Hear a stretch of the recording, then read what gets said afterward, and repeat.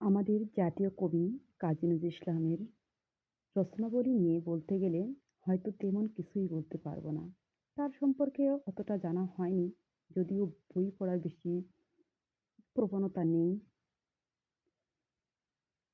চাকরির পড়ার সুবাদে কিছু বই পড়তে হয়, কিছু লাইন জানতে হয়।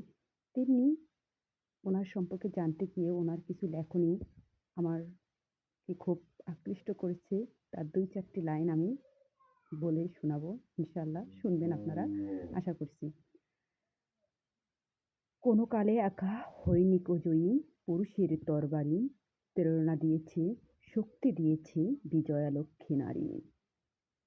তার অন্য একটি কবিতার একাংশ হচ্ছে, আমি ধৈর্যটি, আমি এলোকেশে ঝড় অকাল বৈশাখীর, আমি বিদ্রোহী সুর বিশ্ববিধাত্রীর।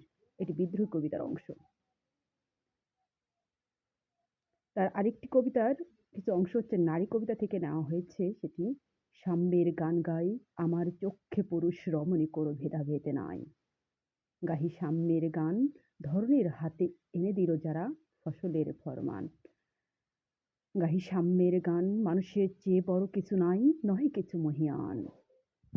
আসলেই লেখক তার লেখনীতে এত সুমধুর ভাষাগুলো ব্যবহার করেছেন যা মনকে, অন্তরটাকে প্রসিদ্ধি এনে দেয়।